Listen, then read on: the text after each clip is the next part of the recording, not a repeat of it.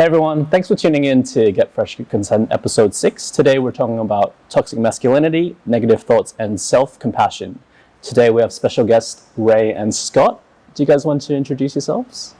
Yeah, sure, I'm happy to go first.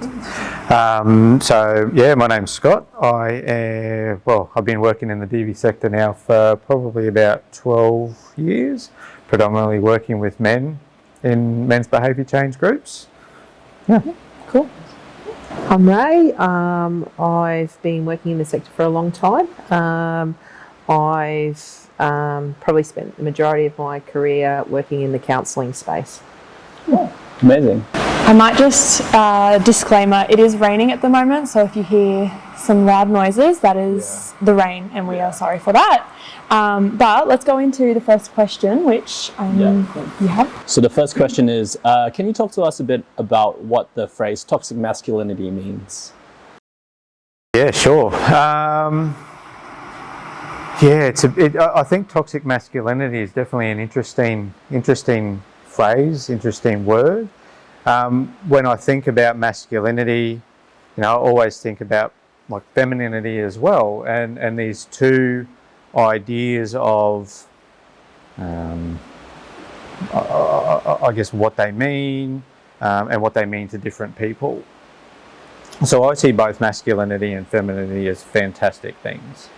I think as a society we start to form these ideas of what masculinity is and what femininity is, and that we over time have attributed one to one gender and one to another gender.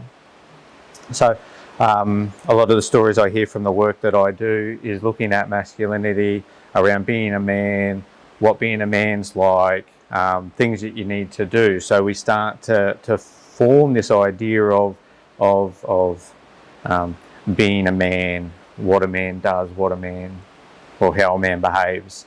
That for me, when I look at toxic masculinity, is when men start to form this idea of this is how I am as a man, and it's actually impacting on themselves, it's impacting on them, and it's impacting on those around them. So I think for me masculinity is beautiful, but I think masculinity becomes quite toxic when there's a negative aspect, negative frame, negative part to it, which then I think when we look at violence, when we look at putting people down, when we look at isolation, scapegoating, all these things that we move into, fighting, I could go on. But looking at all these different forms, I think that's when masculinity becomes toxic, when it becomes we're not enjoying it for what it is. When it starts negatively impacting people and stuff like that? Is that what you have? Absolutely. Because I think for me, I look at how great it is to be a man, how great it is to be a woman. And for me, I see it a little bit different in that I don't think that masculinity just relates to men and femininity relates just to women. I think that we look at it as a continuum, that you can have masculinity that is masculinity and femininity that both men and women have. And I don't know how to describe it any different, but rather being on a bit of a scale of having both, and it just depends on which one we describe to more leads to how we present and what we do. And yeah, I think that the negative part of it is when we start to use that against others. We start to use that to get our own needs met in a negative, abusive way. Yeah. That's really good points. Did you have anything to add to that? No, I agree with Scott, and it's just about the point where it becomes toxic is the point where it's either hurting someone else because of the behaviour that actually takes place, the way in which a male might use aggression that's not okay against someone else, or using aggression as a form of power over someone else. So they're the points where it becomes toxic. But I agree with Scott, masculinity and femininity, they're great things, you know, to have and to be growing into in terms of a young person's identity and who they are. Question 2. What impacts can toxic masculinity have on the safety and well-being of young women and non-binary people? I think it can have some real devastating impacts and long-standing impacts on everyone. I think that definitely the culture that I've definitely been raised in, when I look at masculinity and toxic masculinity specifically, around as a man behaving a particular way, and if it doesn't work that way, that you get into this position where you fight it out, or you stand over, or you threaten. And I think that sort of behaviour has an on-flowing effect into women, into children, non-binary. I mean, we look at this idea of what's acceptable to be a man, what's acceptable behaviour, and a lot of men have used the term, oh, that's so gay, or you run like a girl, or you do all these things. And the concern that I have is that it sends the message that these are negative things when they're not negative things. It's powerful to run like a girl. It's empowering for someone if they need to be able to express their sexuality, and I think that those things need to be embraced. And I think that toxic masculinity has this looming darkness that covers that and tries to diminish that. So that, again, it just spreads into this realm of impacting men, women, children, and everyone that's involved. Yeah, I think for me, in the work I do, what I see a lot of when there is toxic masculinity in relationships is it inevitably causes trauma. It causes trauma in terms of how the person that's experienced it, what they might think of themselves, that I'm not good enough, I must be something wrong with me because this is what this person is saying to me, this is how they're behaving towards me. So it causes trauma. Children also experience it as well, particularly if it's experienced at certain ages. It impacts on their beliefs in themselves and can influence the trajectory that they find themselves on later in life, and that they might tolerate these types of behaviours more because that's all they've known in that time. So it's not just affecting the person who's currently going through or using those behaviours, but also potentially intergenerational and ongoing for generations to come. Yeah, because I think this is when we look at socialisation and social norms, that what's acceptable, what's not acceptable, that if we're breeding this space of this is okay, and we're forming those beliefs in younger generations that this is how you need to behave, then I think this is this negative cycle that can just be perpetuated as we move forward. Yeah, those are some really good points that you brought up. And the next question I have actually is, what impact can toxic masculinity have on young male mental health? And what can young men do to resist toxic masculinity and its impact on their mental health?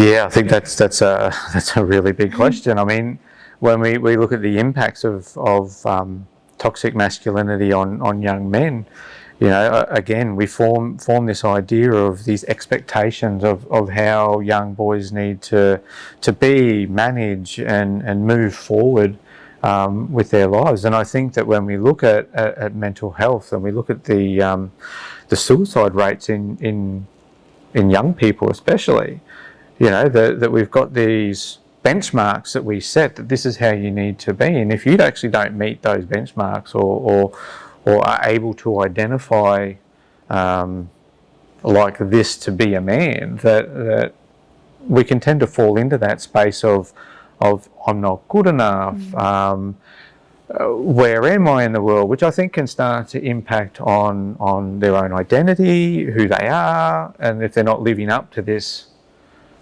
bigger picture of how you need to be as a man, I think it can have a huge impact on mental health and their abilities to cope and regulate and manage day-to-day life situations. So I think that it has a really far-reaching part to it that just delves into so many aspects that we need to be aware of. I don't know if you would have anything to add with the work that you've had. Yeah, I think you're right. I think the impact on the individual in terms of their mental health, if they were, using aggression as a form of control in a relationship, that would then tell me that they don't have the ability to regulate, that they probably aren't aware of what their thinking is like, how they're feeling, because there's a bit of a disconnect between how did they get to a point where this behaviour for them is okay. And so it's a really complicated piece in terms of a young person trying to navigate this and actually understand, particularly if they're sitting with a value of going, I know that this isn't right, what I'm doing, but this is the only way I know how to behave. So when you get that complexity playing out and you've got no way to understand it, or you've got no safe person to actually unpack it, it just gets more complicated and overwhelming, and that's where we have, an increase in mental health issues for young people. Suicide rates are not okay because we haven't got enough information or support to that young person at that time. Let's go into the next one, which is negative thoughts. So can you talk about, what those negative thoughts might be, and are they always true? Negative thoughts.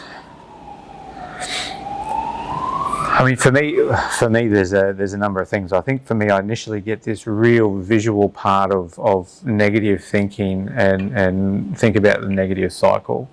That when we start to have this negative self-talk, we start to see ourselves as not capable, then we start to notice other things that aren't going well, or we're not achieving, or we're not doing. And I have this idea of this funnel, and you're going around and around, but as you're thinking more negatively, you're working your way down and down and down and down. And I think that it can take you to that place of what now, where to, again, mental health, depression, anxiety, ability to cope, suicidality, self-harming behaviours even, that this spiral, and it just drives them down and down and down. And I think that, all these things, toxic masculinity, negative thinking, all impact that way of being. And I always think about what's around that young person, or what's positive around that not even just young person, but women, children, men, to be able to get them out of that space of hopelessness. I think that's where it takes me when I think about negative thinking. Yeah.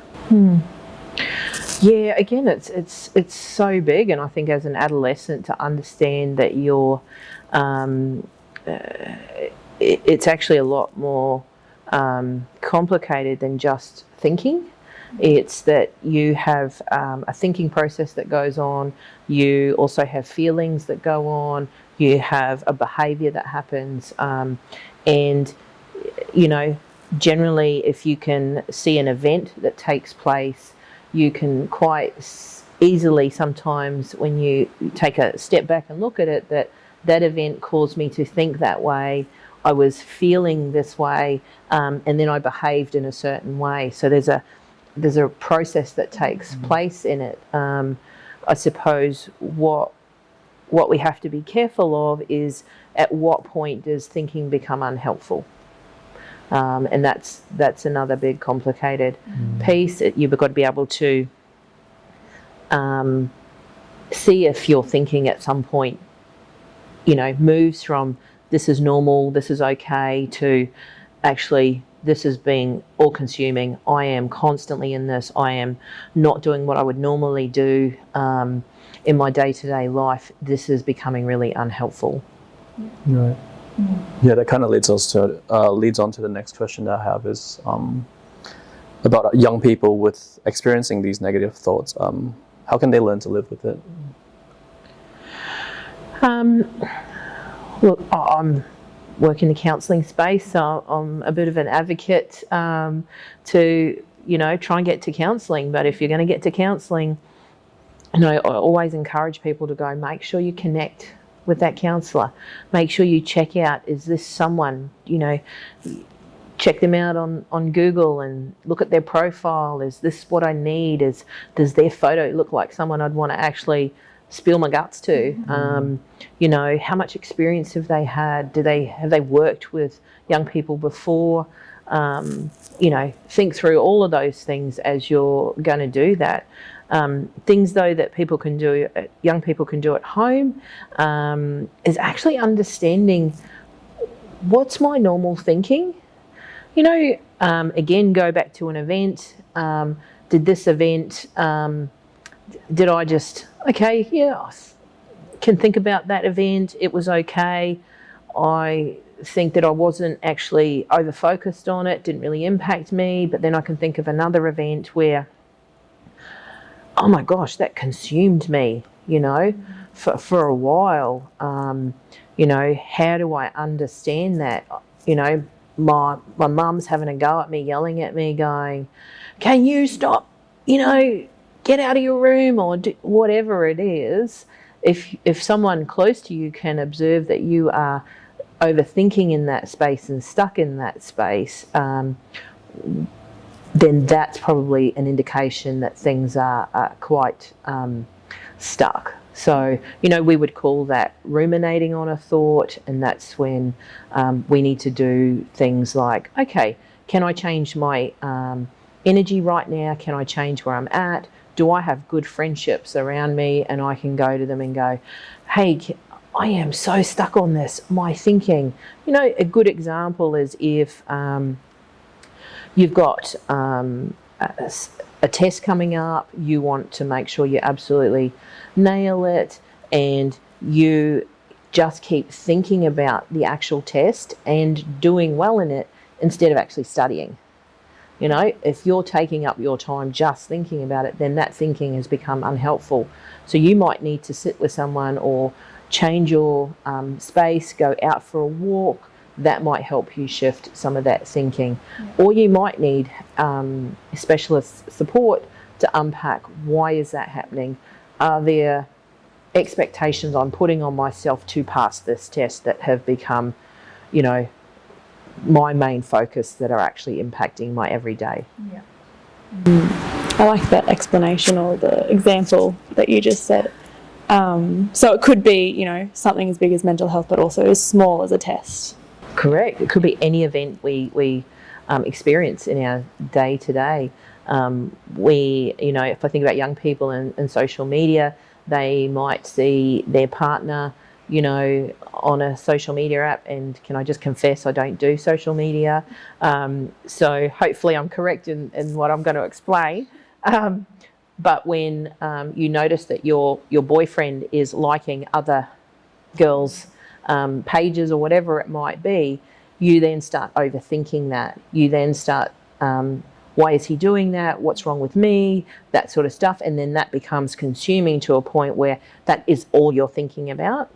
And so what can I do to actually become aware of that initially?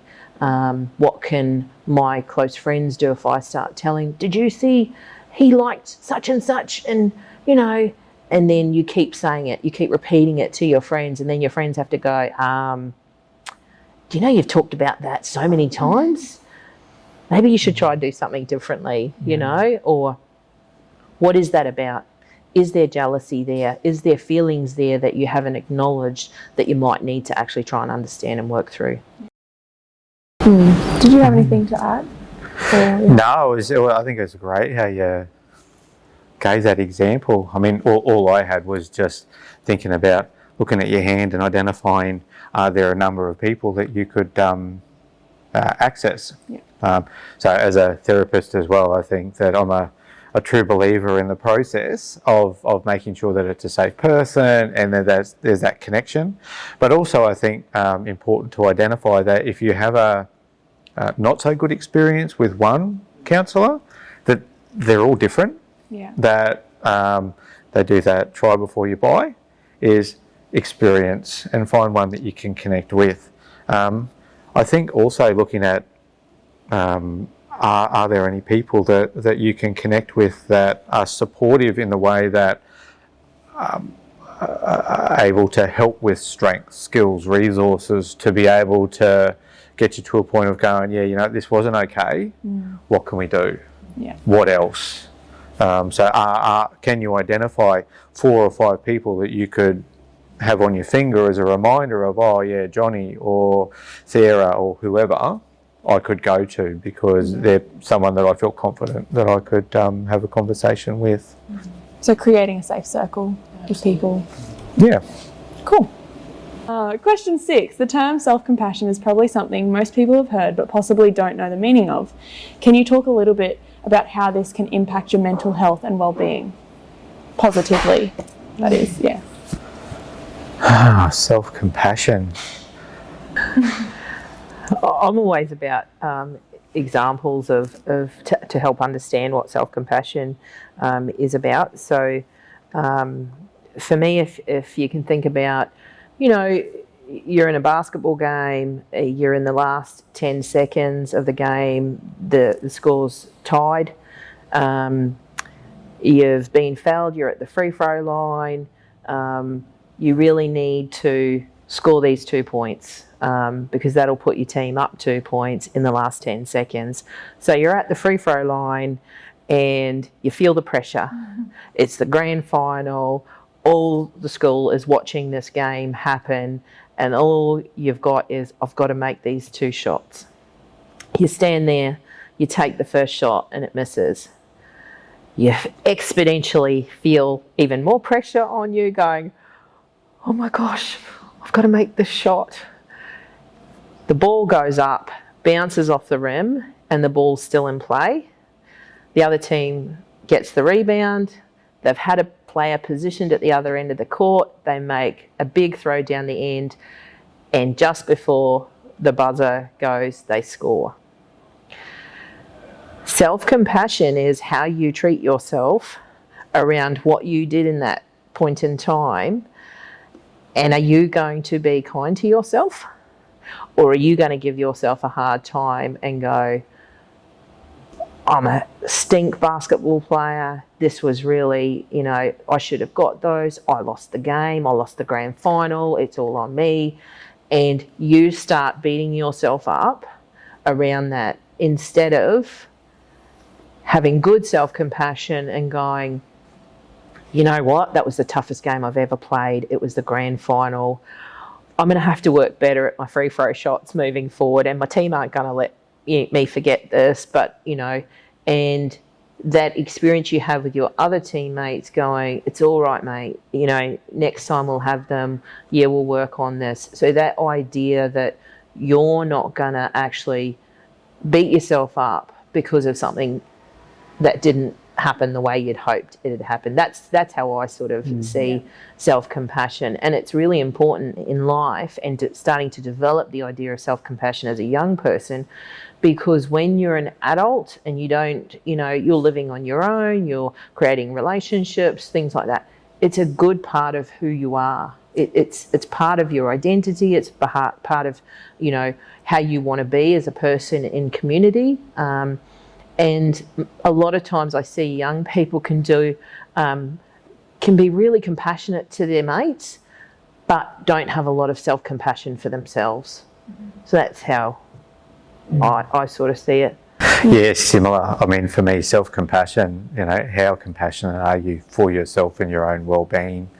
You know, looking after yourself, how you treat yourself, how you think about yourself.